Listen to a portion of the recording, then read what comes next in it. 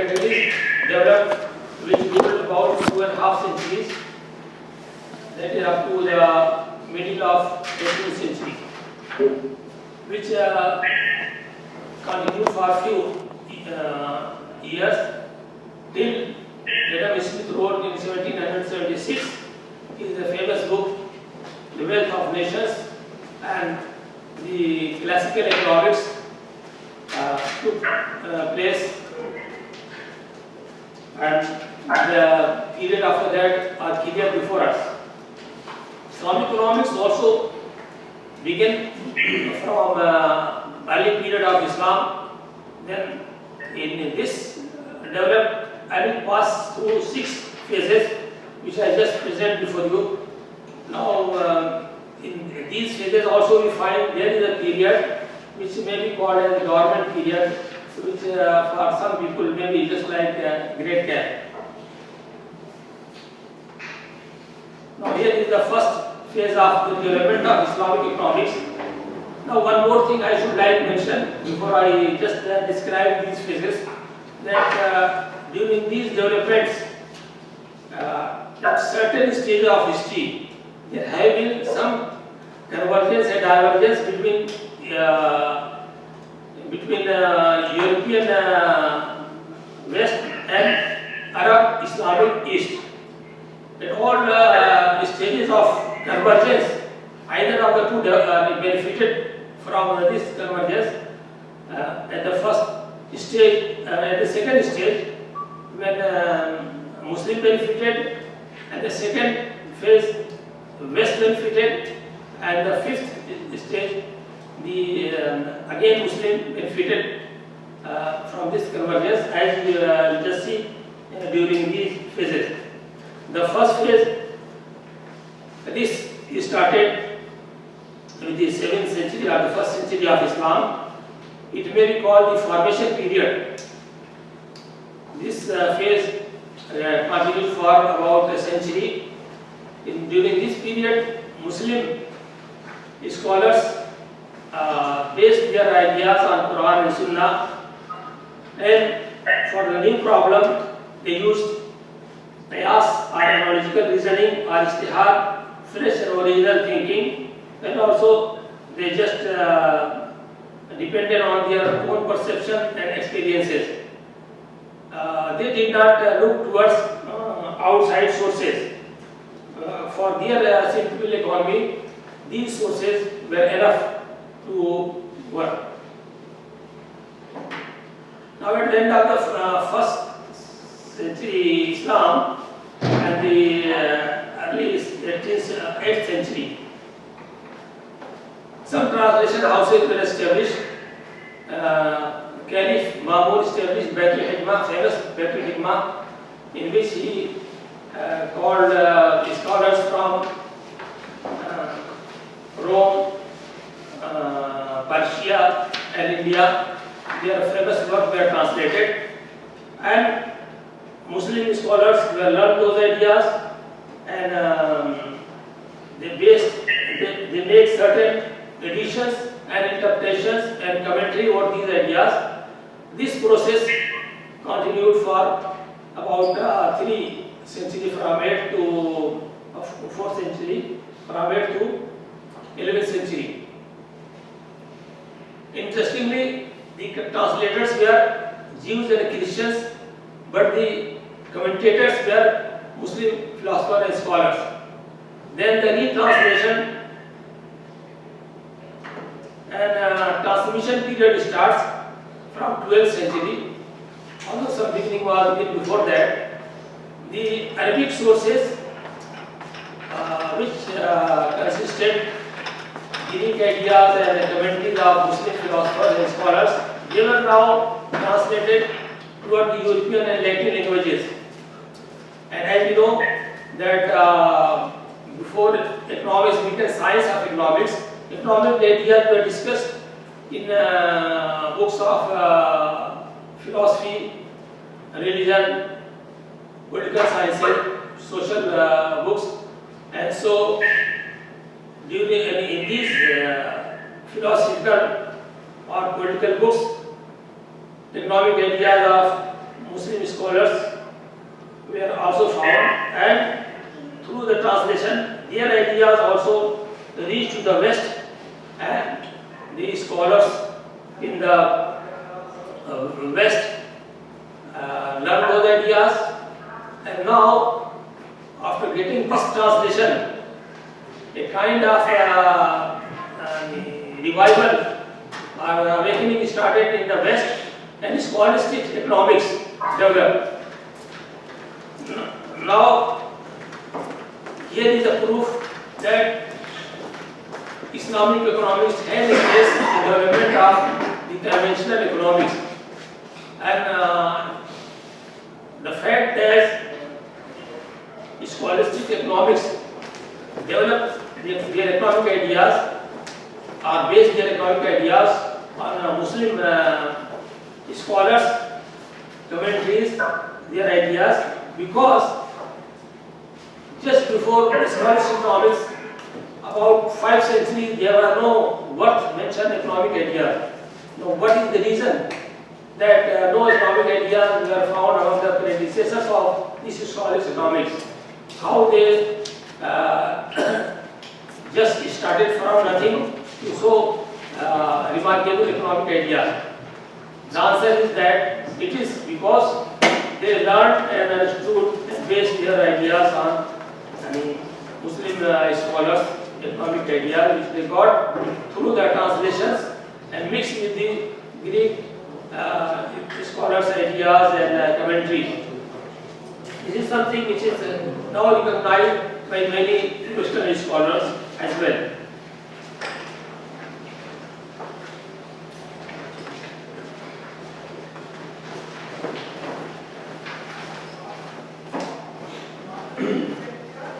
Now there came a period of as a dormant period when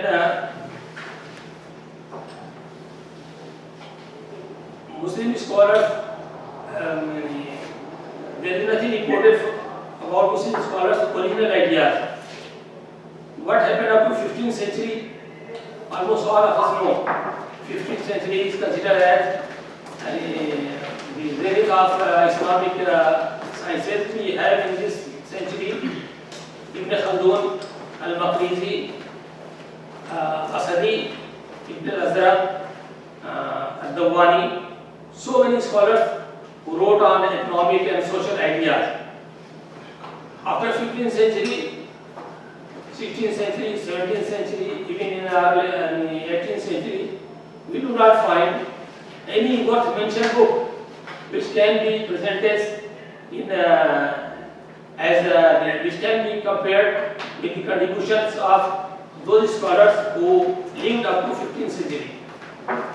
Of course, there were voluminous works on fiqh, on hadith, on tafsir, and even on the al-hisba and al-sharia, but these were generally imitation and repetitions. No original ideas, no worth mentioned or important original ideas were found in those works. But during the 18th century, a kind of revival started. This century has saw 3 great scholars in the Muslim world: Usman Dafodio in South Africa, Sheikh Muhammad ibn Abdul Wahab in Arabian Peninsula, Shahullah Behrawi in subcontinent. Now these scholars, they just emphasize on the going back to Islamic sources, ijtihad, rethinking, and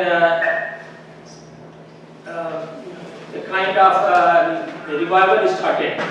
Some scholars say it was the beginning or foundation of Islamic modernism. Interestingly, these scholars based their ideas on Islamic sources. No one of them learned foreign languages or studied foreign works.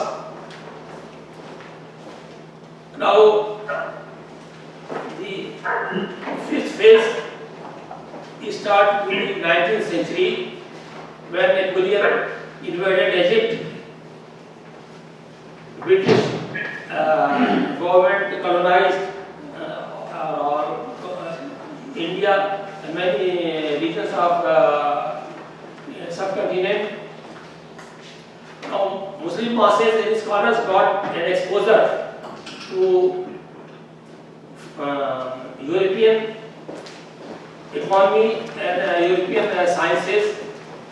First time in the 19th century, Muhammad Ali,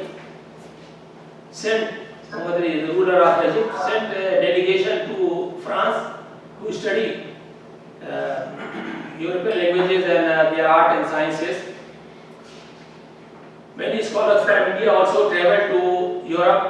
Now they saw their economic development, their sciences, and they realized that how laggard they have become, how backward they are.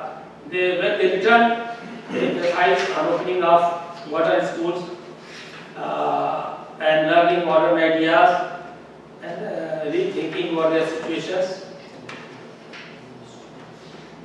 So, and they started writing on socio-economic problems in some modern style. When we examine this work and scholars of 19th century, we find there are three kinds of awakening took place in this. There was intellectual awakening, economic awakening, and Islamic awakening. Intellectual awakening especially was seen because of establishment of printing press and publication of classical works of Islamic writers and establishment of modern institutions, colleges and universities. Economic awakening also started when people of or thinker of Middle East or subcontinent saw their economy. They saw new institutions like banks, insurance, stock exchange, and multinational companies, and their technology, their modern agriculture and industry. All these things were missing, almost missing in the East, and so now they emphasize the adoption of these technologies and ideas. As far as Islamic awakening concerned, there was Islamic awakening. I should like to just here note that Timur Quran in his article also says that nothing is seen in the 19th century, something where there was any kind of thinking or economic ideas or any kind of Islamic awakening. Actually, what was the situation in the 19th century? Economic thinking mostly that remained unexplored, and otherwise just recently I finished a research and I realized this kind of awakening in 19th century, and I also found that a kind of realization was seen that Western economics or conventional economics is not something which Muslim can fully adopt it. For example, when the visitors who visited France in second quarter of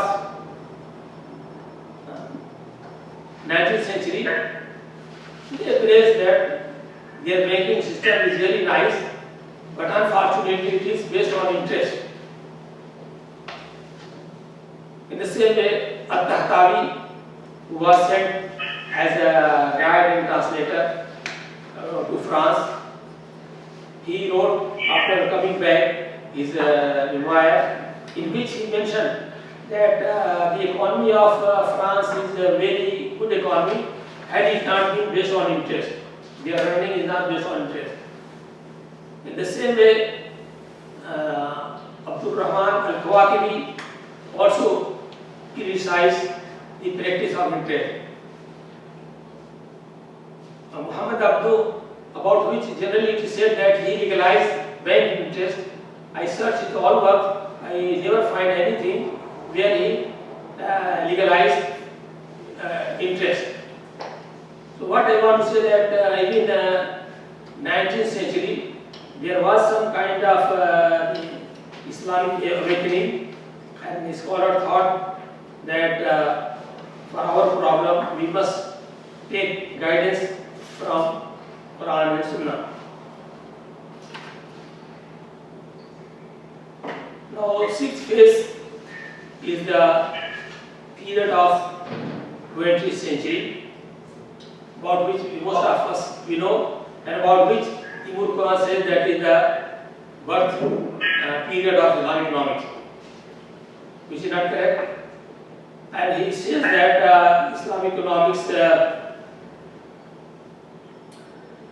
started from 1940s, but actually, as I just mentioned, the Islamic economic thinking started. It is the result of the three awakening: intellectual, economic, and Islamic, which was seen in the 19th century and early 20th century.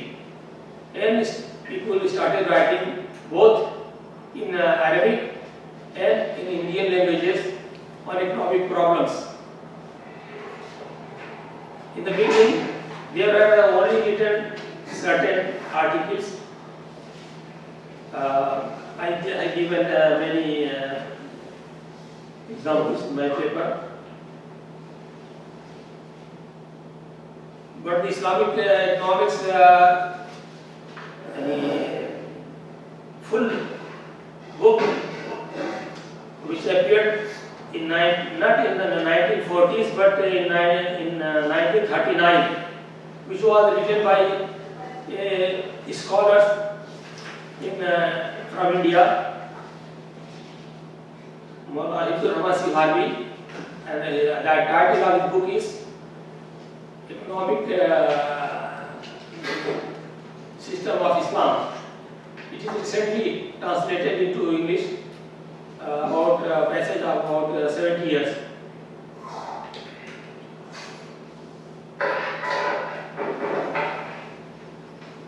So even 1930s not any appearance of Islamic economics just by accident. There was a ground prepared in the previous decades.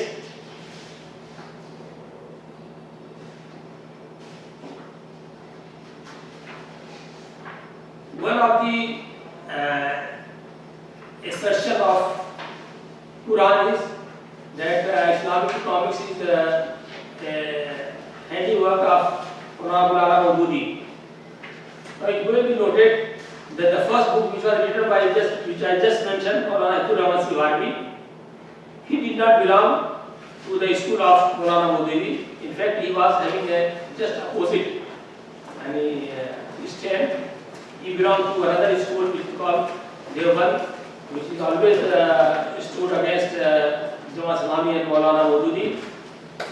Another important book which was written in Urdu, that is a very voluminous dense book about having 600 pages.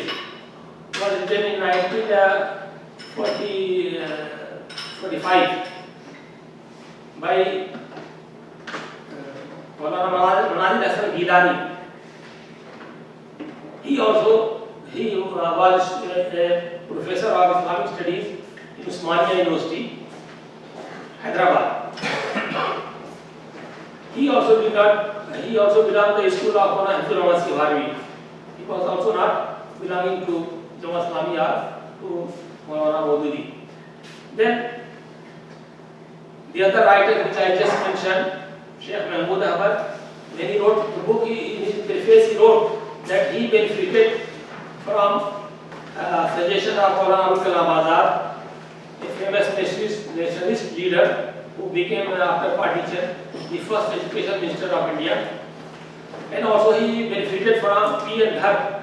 P. N. Dhar was professor of economics in Delhi School of Economics. Delhi University, he established the Delhi School of Economics, and he was also advisor to Prime Minister Indira Gandhi and worked in Union also. So he benefited from these scholars.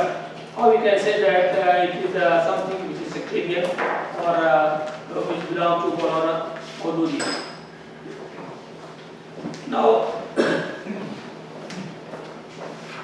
and in fact, Maulana Maududi in the first half of 20th century, only a lecture was reported which he just presented before a student of Ali Muslim University in 1941, which was later published as the solution of economics, solution of man's economic solution, the light of Islam. And one of the scholars, Arshad Zaman, who has knowledge of Urdu, Arabic, English as well as economics, he proved that Maulana Maududi never used the term Islamic economics. He only tried to solve the economic problems of Muslims, but never used it. So he can be considered one of the pioneers, but not he is the only person who thought about Islamic economics. Another thing which I just like mentioned that Timur Quran wrote that Islamic economics was developed as aimed at protection and identity of Muslims. Now it may be noted that many early writers belong to Hyderabad state, which was a Muslim state, and there was no question of identity or protection. Dr. Muhammad Hamidullah, Manazir Hasan Gilani, Anwar Iqbal Qureshi, Yusufuddin, and all they belong to Hyderabad state, which was a Muslim state, and there was no question of identity and protection. Similarly, some early writers wrote in Arab, Middle East, what kind of protection and identity they needed. So this is also not true, that Islamic economics was developed for the sake of identity and protection of Muslims. So I just mentioned that I already mentioned about this, that these scholars, these early writers never belong, not associated to Maulana Maududi or Jamaat Islami or his ideology.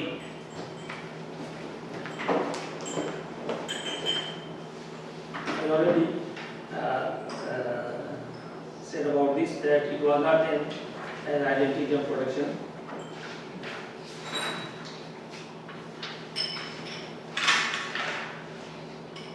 Now there may be a question that if not Maulana Maududi, because Timur Quran wrote that it was Maulana Maududi who coined the term Islamic economics. This is not true, that he coined the term Islamic economics, as I just mentioned that he never used the term Islamic economics, as it is clear from the survey of his work. So there may be a question that who coined this term or who used this term first. Many scholars had different opinion. Some say that it was used in the second half of the 20th century. Dr. Mujib Tahab says that it was first used in 1947 by Manazir Hasan Gilani in his work, in Urdu work, Islamic Mashia, which means Islamic economics. which I just mentioned. Actually, before him, because Manazil Hasan Gilani's work was written in 1945. Before that, Hifzur Rahman Siharwi in his work, Islam ka Iqtisadi Nizam, Economic System of Islam, used the term Islamic economics or Islamic Manashiyat at several places. This was written in 1939. The earliest use of the word which I came across in my study was in 1936 by Dr. Muhammad Hamidullah.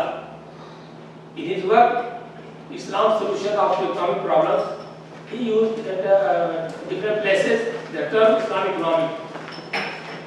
The use of the term before 1936 may not be ruled out.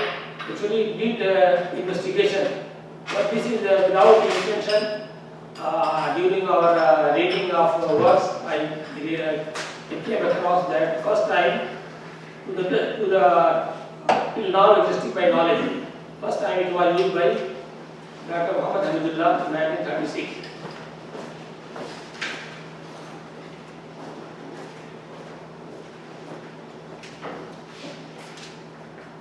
Now, the last is that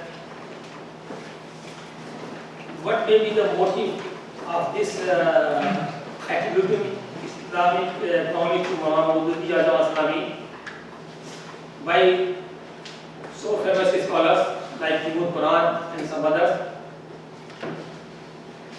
This may be there may be a reason which was highlighted by a British famous economist, Islamic economist or economist, Rodney Wilson.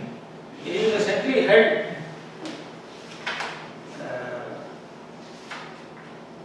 prize-winning lecture. He said that Islamic finance and Islamic economics is missing or not found in North African country. The reason may be that it is wrongly attributed to Muslim Brotherhood.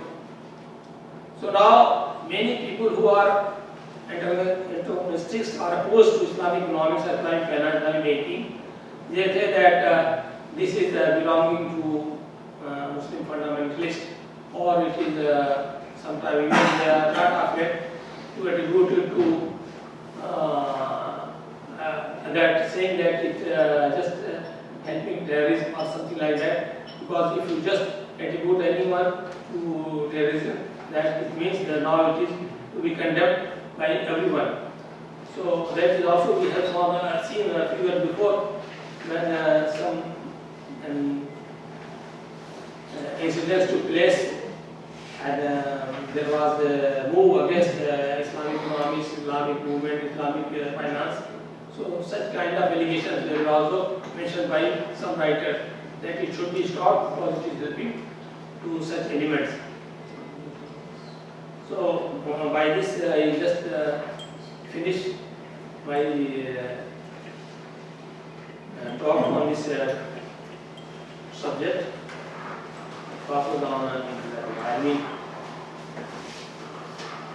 Well, shukran.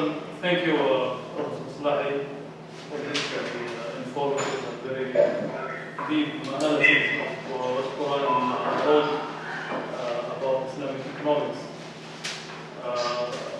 As our tradition, I think we need to ask our friends back in Paris.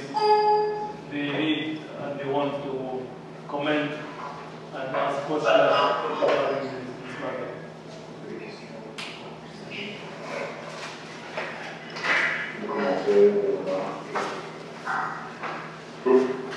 Going around to see if there's a question here in Paris, I take this opportunity to say hello. I'm sorry I was a little bit late for the beginning of this conference, but I caught up at the end of it. Okay, thank you very much.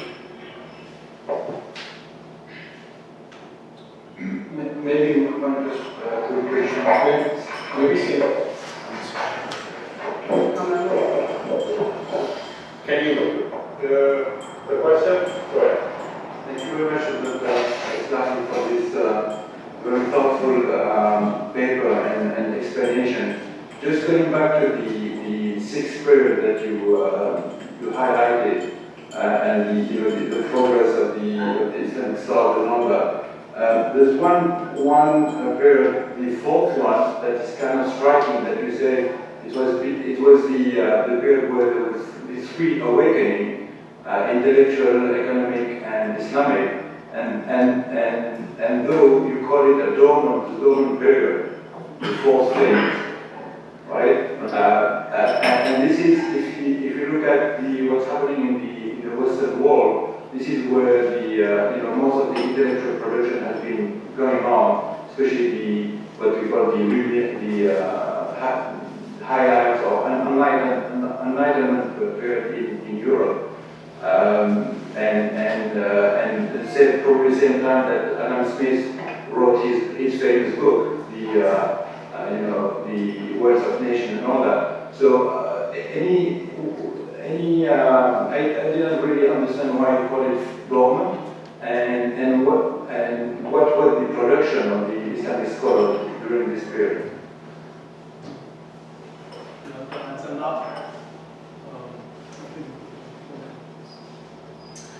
Thank you for your question, very interesting.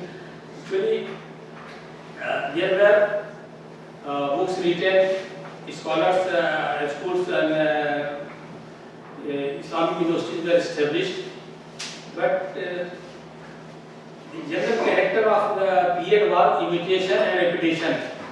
If we just see that mostly when I also searched the economic ideas, I found As-Siyasa Sharia al-Hisba, which are the two type of books which mostly consist of economic thought of Muslim scholars, like market supervision, control of goods, etc. So there we also find sometimes it is summary of previous works, it is repetitions. Hardly we find some new books. Yeah, there were some books. For example, one scholar, Al-Khunji. Al-Khunji wrote on public finance. He wrote in Persian language. Another book which was written in this period by one Indian scholar, Ayn Akbari, Abul Fazl. By scholar, he was the courtman of Akbar Emperor. He wrote on Ayn Akbari that he mentioned some new ideas, but they are very exceptional, are not to the standard of what we find in Muqaddam al-Khandun or with Maqrizi or earlier writers like Al-Ghazali, etc. So there are books written on tafsir, on hadith, on fiqh, but the general characteristic of the period was assembling, not representing some new ideas. In this period, we have good book of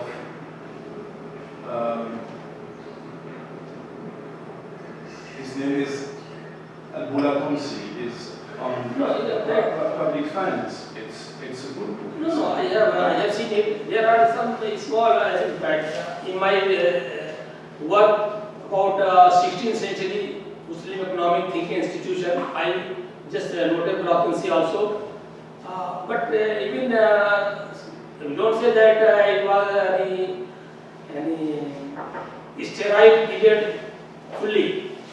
Of course, they face economic problems, they try to solve it, but their thinking, we do not find ideas which can be compared with the earlier writings, or even no question of comparing to the West, because West at that time was in the Renaissance was in full swing, and after the translation and transmission up to the 15th century as the Muslim scholars just select.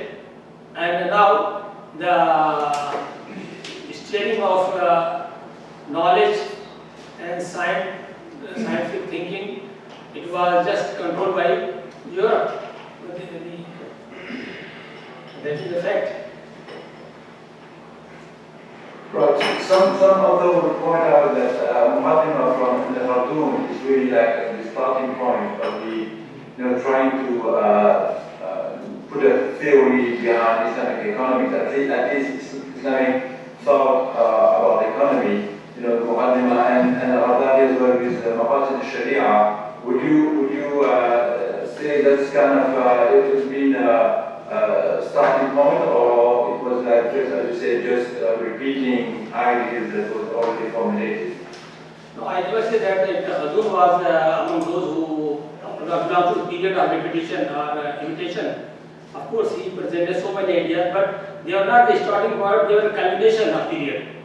And we have in the past Abu Yusuf, Al-Mawardi, Ibn Taymiyyah, Al-Ghazali, Ibn Hazm, Ibn Rushd, so many scholars before 15th century. So 15th century was not the starting point, it was a culmination. Then a period of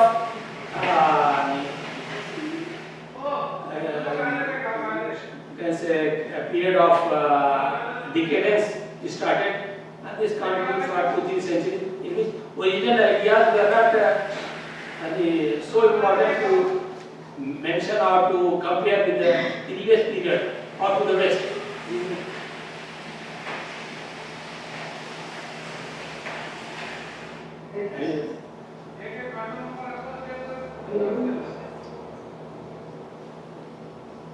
No other questions at this? Oh yeah, there is I talk about this, Adam Smith and Ricardo and all that.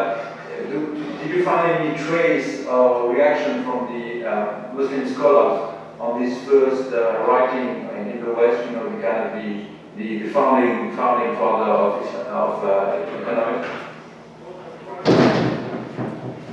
Actually, if you want to know about the notice of by Muslim scholars of Adam Smith, so I don't have any such trace. Just opposite, maybe guessed, because Adam Smith is famous example of division of labor, example of middleman was needle, I think. Needle. It was just presented exactly in the same word or more clearly by Al-Ghazali. And we know that there are scholars who say that Adam Smith had in his library translations, work of Greek scholars, and some of the ideas he based on Greek ideas. Now, of course, these Greek ideas were, as I just mentioned, they were reached by the Arabic translations. The West had Greek ideas, were not fully disappeared, but those ideas were without Muslim commentary, Muslim editions. Now, through the Arabic translation, which they read with the Arabic translation, Arabic editions, and their commentaries, then they realized that it is a new thing, and they based on this new idea. Otherwise, by 5 centuries, they are just having nothing which could be mentioned, as Peter wrote in his book, History of Economic Analysis. And going back to your basically your reply to Quran, saying that it's not from Maududi, but taking some step back, and looking at the whole production throughout the years and centuries, it seems to me that economics has not been a very attractive subject, or a subject dedicated to some scholars or whatever, until very late 20th century. As you said, the first exclusive book is from the Indian continent in 1936. So how do you explain that there hasn't been any production dedicated to economics or finance or whatever before that? not follow which Before 1936 is Rahman Siwawi. Yeah. No, I just mentioned that actually, even what Maulana Rahman Siwawi wrote, he was not just wrote accidentally or just he got something abruptly. Even before that, you see, Zakir Hussain, who returned from Germany, he wrote a book in Urdu, Islamic Mashiyat, Maqsad and Minhaj, Islamic Economics, Objective and Goals. In that book also he mentioned contribution of some scholars like Ibn Rabi and others on Islamic thought. And also some economic books were translated in Urdu, which were taught in Hyderabad Usmania University, which were translation of and even Sir Sayyid Ahmad Khan, who lived in the end of the 19th century. He also established a translation house where the works of scholars like John Stuart Mills, Essex and others were translated into Urdu. And these books which these scholars of 20th century read. And also one thing I just forgot to mention that at the early 20th century, two ideologies were struggling each other to dominate in the church, that is communism and capitalism. So when the Muslim scholars saw that they should adopt this one or that one, in which system there is solution or which is nearer to Islam, they found that none of them can be fully adopted. And when they examined in the light of Quran and Sunnah, they thought that Islam has its own economic system, and that is the reason that if we just see and check the books written on Islamic economics in 20th century, whether in Arab world or in India, we find that large number of books were written on socialism or capitalism and in combination of socialism and capitalism and presentation of Islamic system as an alternative.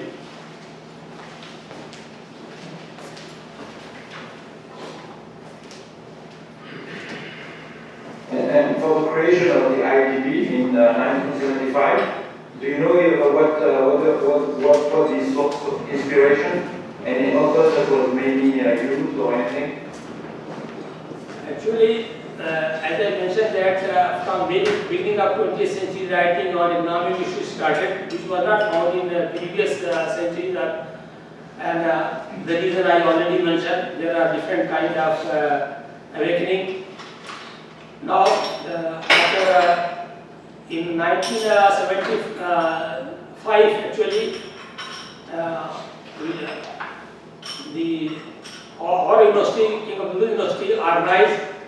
Although actually it was organized in 1976, but the preparation was made in 1975 to organize the first International Islamic Conference. That Islamic Economics Conference actually provided a boost in the development of Islamic economics, preparation of syllabus, establishment of centers and departments. And because in that conference, all those who were writing on Islamic economics, they got a platform.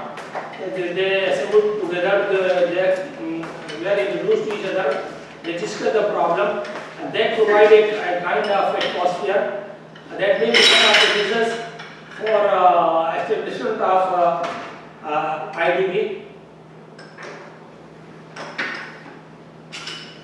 Okay. Other participation? Thank you. No more question on this side?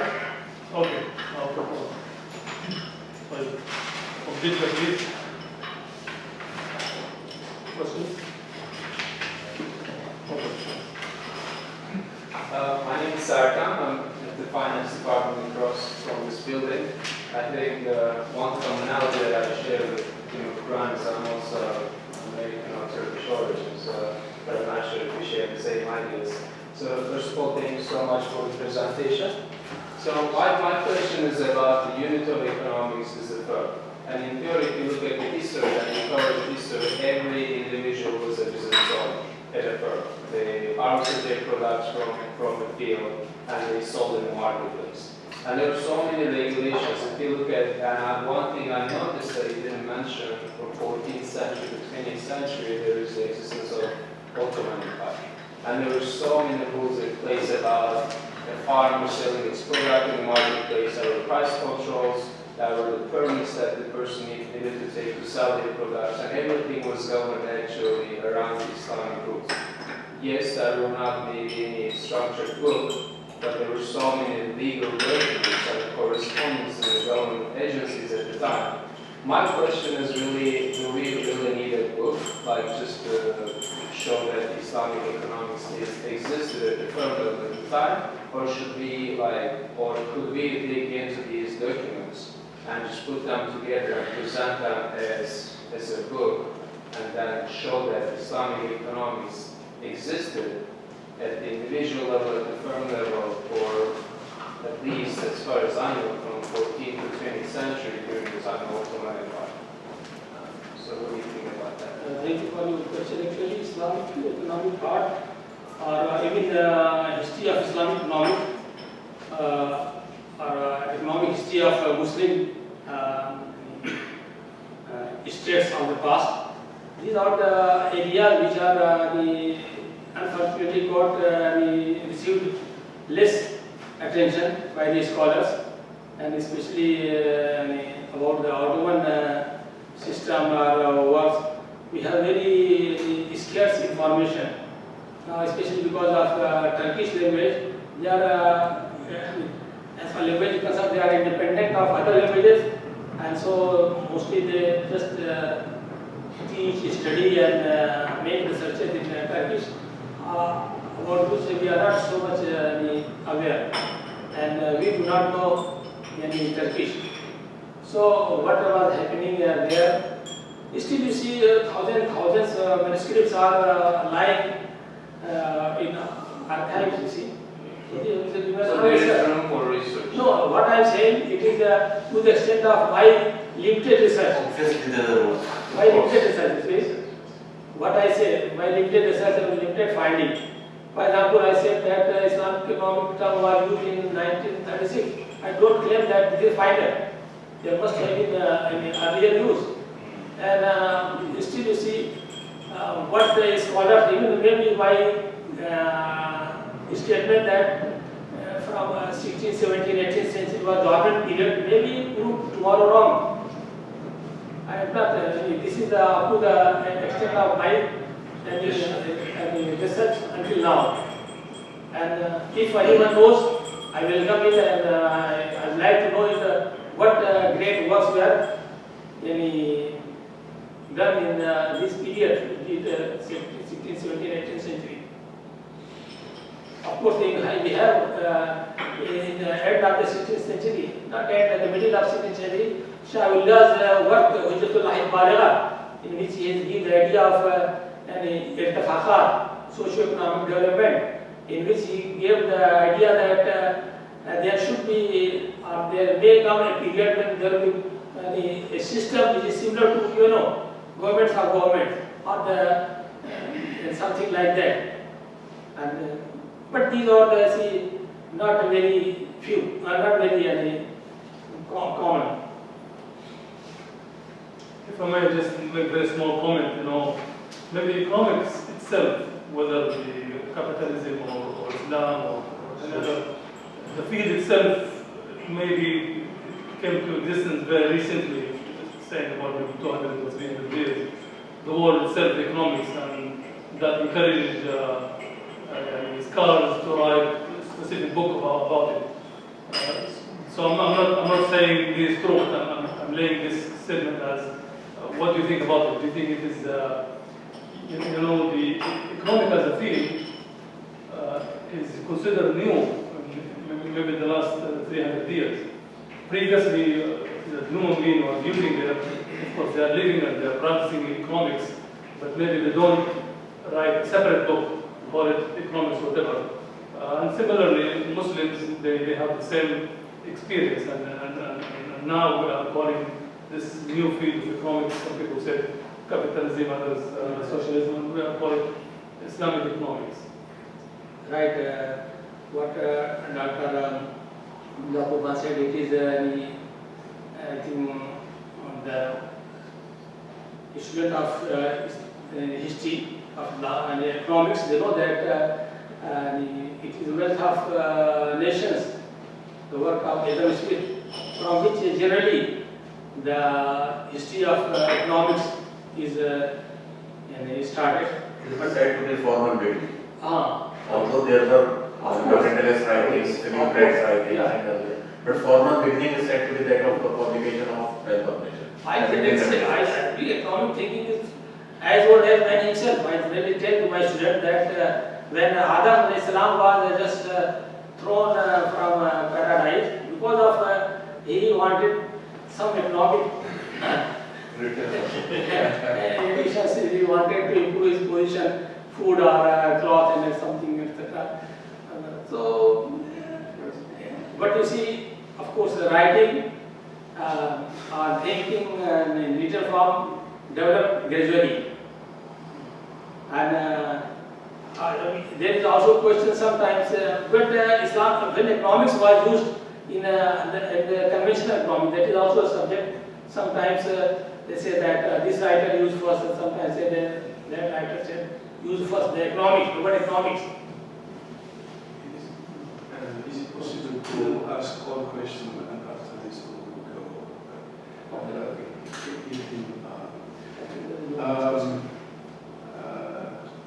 I have three or four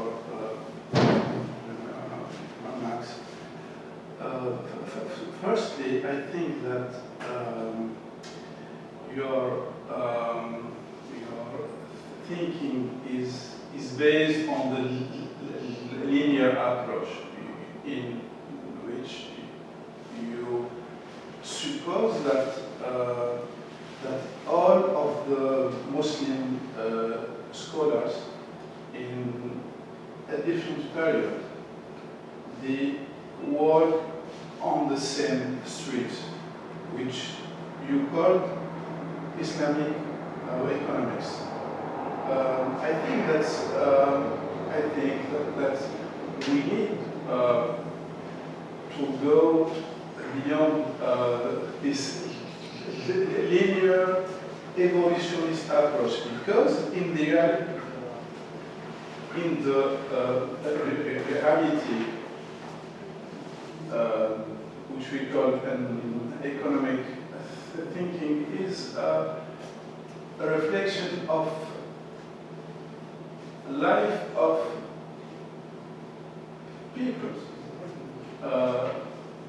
We know that a life of people is not today it's not the same in Algeria or Tunisia or India.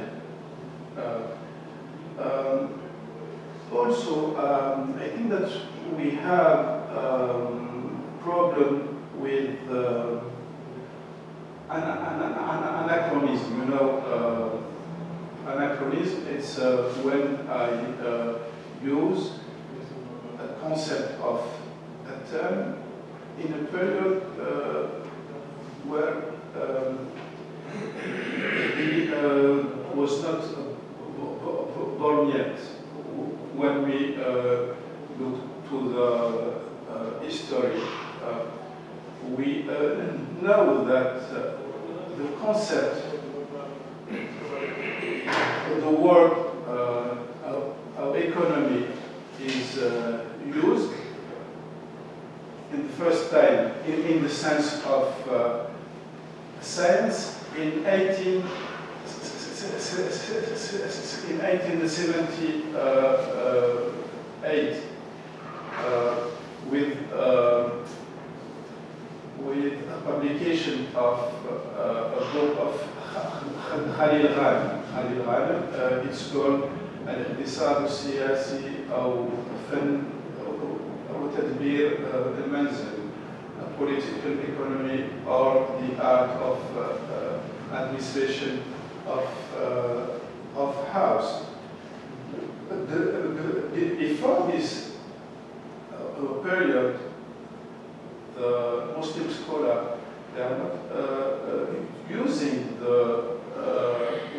economy in the concept, in the conceptual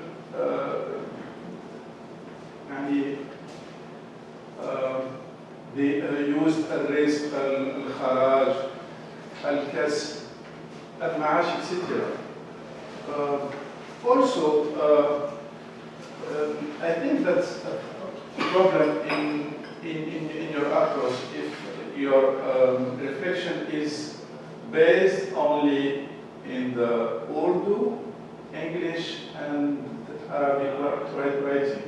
We have also writing in French. For example, I give you before Hamidullah, a PhD thesis was presented in the University of in France in 1929 by Syrian.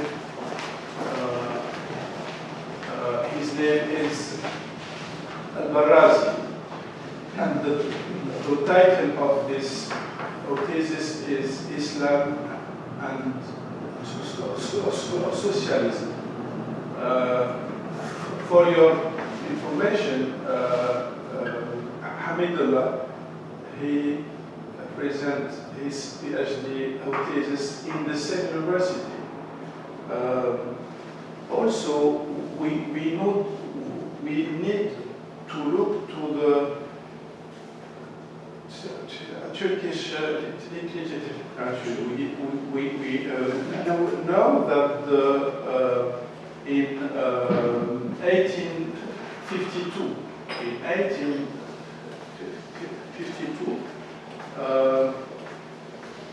in Turkey, they start to teach economy in the higher schools by the translation of the book of French economic say in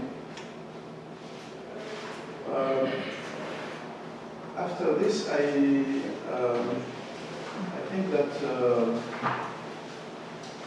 that your approach in the title from my point of view you need to write the Genesis of Islamic Economics hard revisit because your problem with Timor Quran is not that the concept of Islamic economics was born in India. The problem what he said is born in India. I know, but we have another writing in French, in Arabic, in Turkey. I think that implicitly you suppose that the concept of Islamic economics was born in India, that the first good book and complete book was also born in India. In the final, your problem with Timor Quran is not that the concept was born in India, but that the use of concept in the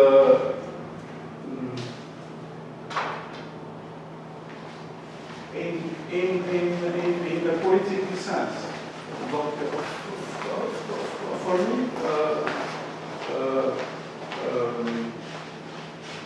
your paper need to be written in the global approach because your thinking for me is also ideologically biased. I think we have to move to another question, please. First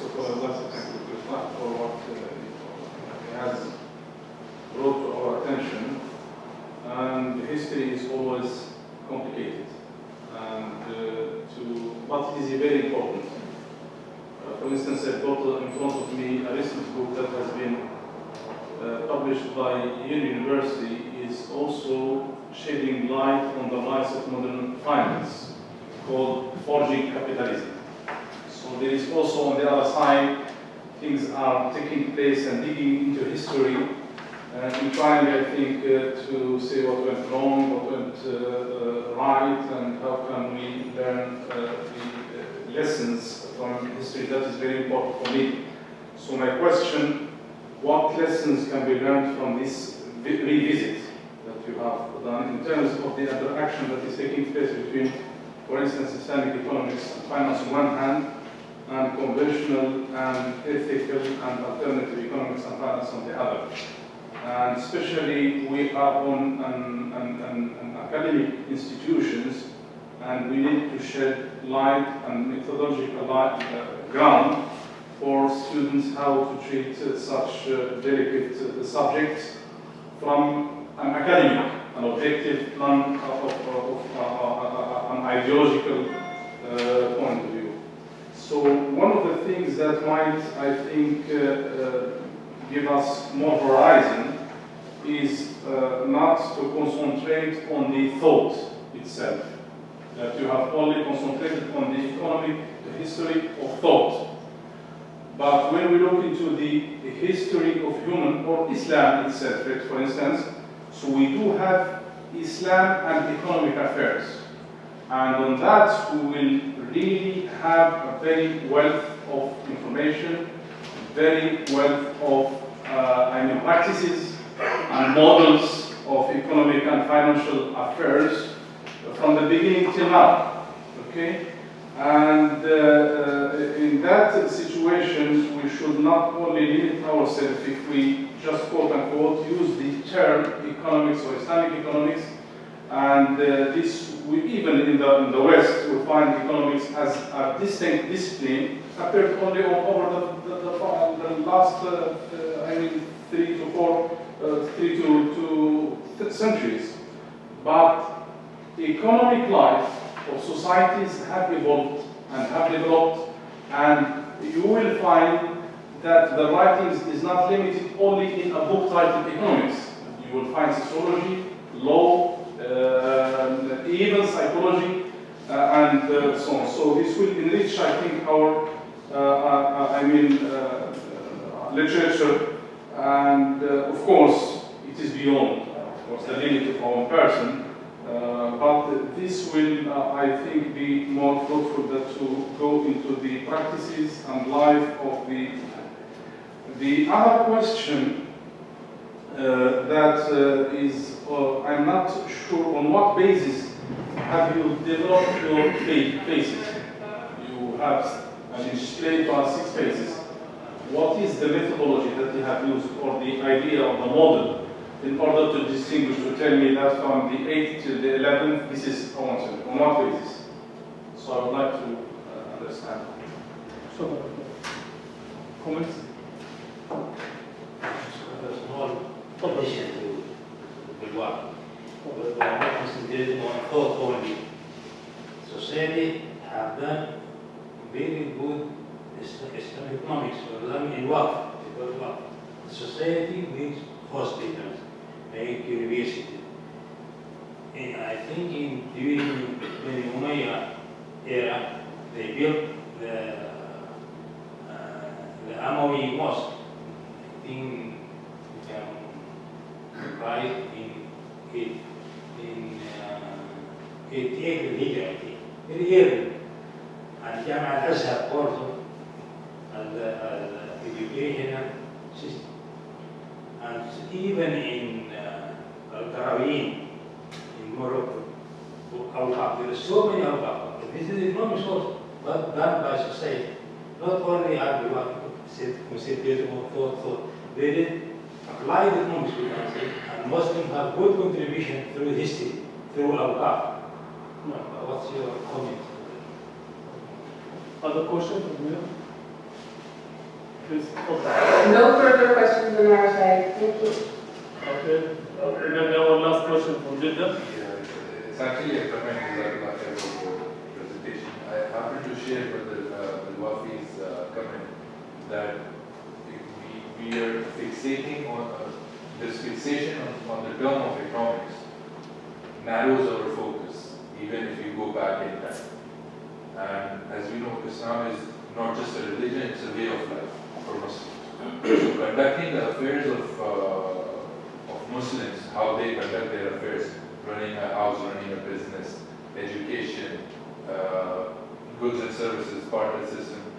So they are actually conducting those affairs in the concept of an economic system.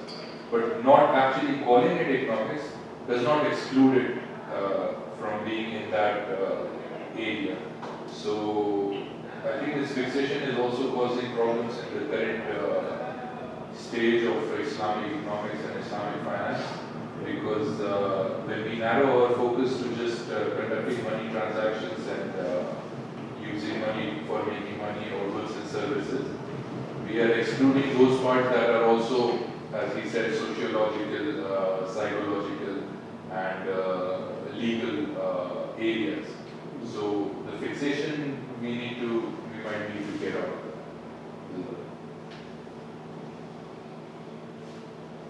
that. I think I will leave the last minutes to Dr. Saleh to comment.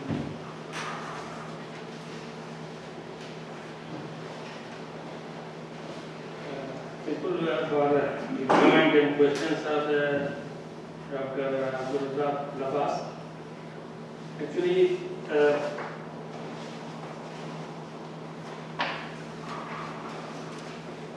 I do not understand what means he very linear approach. And now, as for his statement that economic science or economics was used in 1878 by translation, you see, translations. I don't mean translations. I mean the original use or writing on economics. Even you see, in India we find that Sir Syed established translation house in 1849. First book on economics was translated, and their economics was used, or economy was used. Sometimes they call it also the Siyasat-e-Mudun, the old term for political economy. Siyasat-e-Mudun. In Urdu they use it. So for translation, because they don't understand. political economy. Political economy. Yes. I think it is a very some book in That's administration of the cities.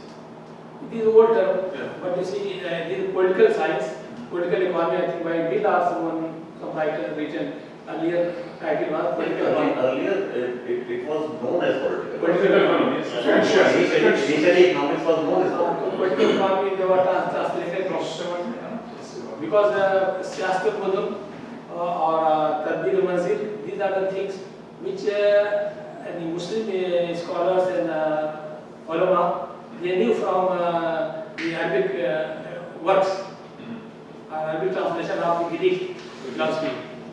Tadbir-e-Manzil, Siyasat-e-Mudun, or Ilm al-Akhlaq, these things. Now, so I not mean by translation and others. Otherwise, you see, as for PhD concerned, PhD this Ignite did his PhD on Islamic Economic Finance, Mohammedan Economic Finance in 1916. So I also do not concentrate on Urdu. Actually, it is that is all contribution of Urdu. Economics not the product of. In my article, I just said that it was developed in two regions, most mainly in subcontinent and Arab world Middle East. And I criticize. I think you need to add this as a Turkish. Actually, I always just search of work in Turkish or even Malay Bhasa and Bengali. And when I meet these the scholars from their region, I always just tell me what you have in your language. Because I am working now 19th century. Arab world I feel because I know Arabic. But as for what is the non-Arab Frankly speaking, I have some Turkish. So when in conference I met Dr. Aslam Hanif and Shoki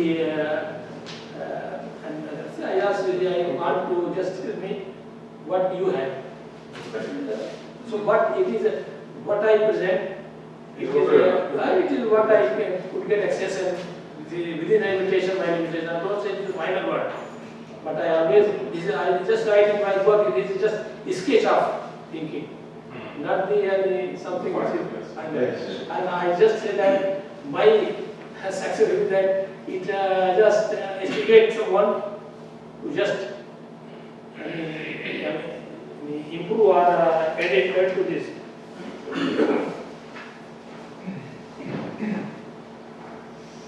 As far as Dr. Bilwafi and Dr. Omar concerned that it is true that where books are not found in economics, not only just mental but it is practice also. But the same problem you see, all history is a history of political history. If you just study that you find this king came and that king went and this was dethroned. But what was the economic situation, what they did? Of course, we know from the economic history, the economic ideas. Because economic thought and economic history, they are interrelated. But the existence of economic history, that is still very more scarce than economic writing.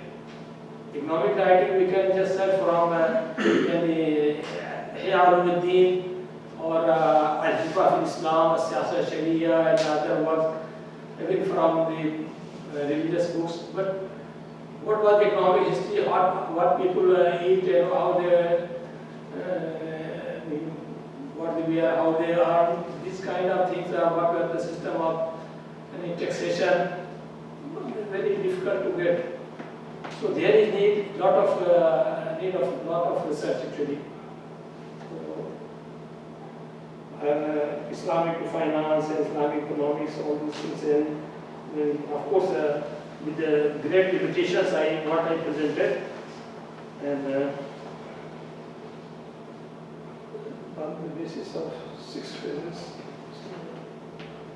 And I thankful for the comment of Mohsin Sharif. That's all. Thank you very much. Well, by this we can, well, either unless we have maybe a comment or something addition from France. No, we don't. No.